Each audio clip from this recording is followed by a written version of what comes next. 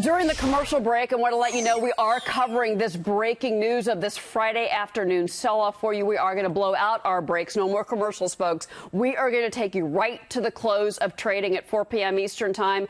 We are just off of session lows. Moments ago, while we were in our last commercial that we're taking, the Dow was down more than 600 points. S&P is down 71 and change. That's a loss of nearly 2.5%. The NASDAQ, again, really the pressure is heavily on the NASDAQ. A lot of those tech companies, think about Apple, think about all those chip makers. China is the story. The president ordered, quote, ordered U.S. companies to abandon China.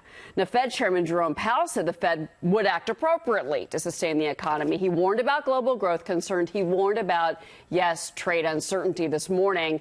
Here is a look at the Fed funds futures right now. This is the bet, if you will, that traders are making, or whether or not we're going to get a rate cut. Maybe it's a quarter point. Maybe it's a half point. Right now, chance of a rate cut for the September meeting, and that is a quarter point.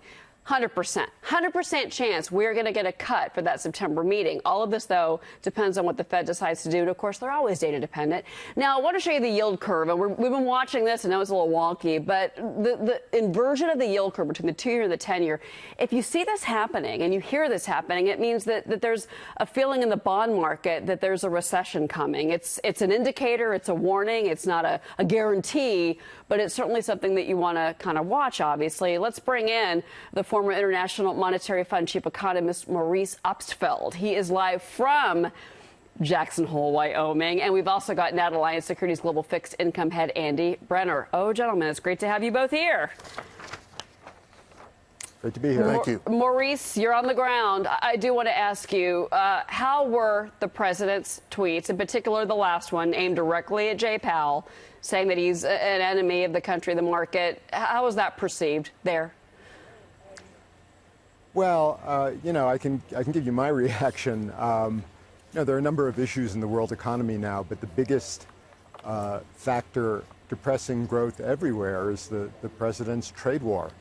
And I think the president is eager to juice the economy going into the election. The trade war is working in the other direction, so he's lining up a range of scapegoats, including the Fed most prominently, but also China, Europe, you and the media.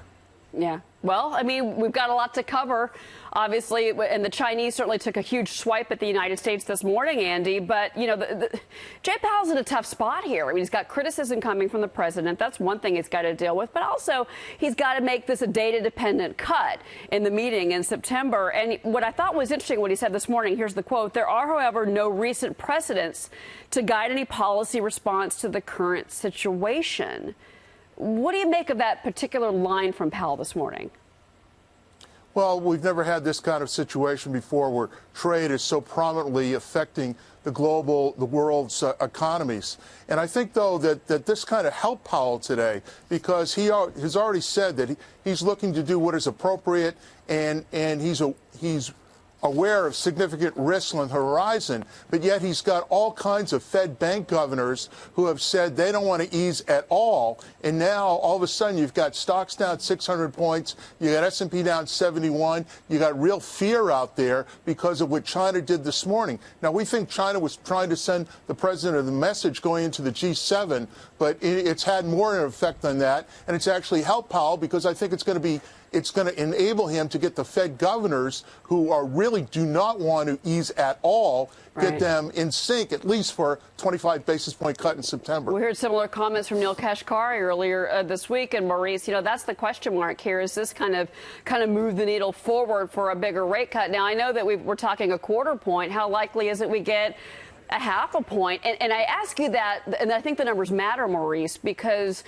at some point, the bank's not going to leave itself enough room in case we have a real global recession. And there is talk about these central banks around the world making these steep cuts. You've got negative rates in Europe.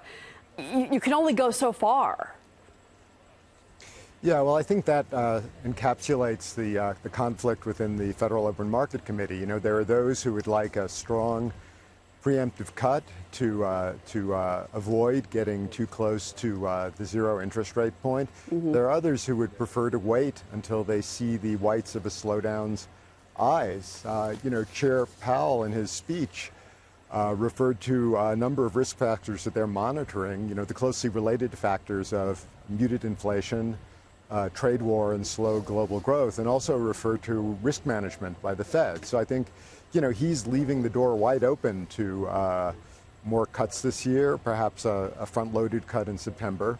And certainly if the kind of turbulence we're seeing today continues, we're going to see it in the economic numbers, and that will justify something aggressive. Well, you know what, Andy, we're going to be getting a revision on Q2 GDP. That's actually going to be next week, next Thursday, I believe. And if we see more pressure on growth, and then again, if you see employment and inflation, which of course are the Fed's actual mandates, not reacting to politics or trade, that could really be a game changer, not just for the committee, but for the markets.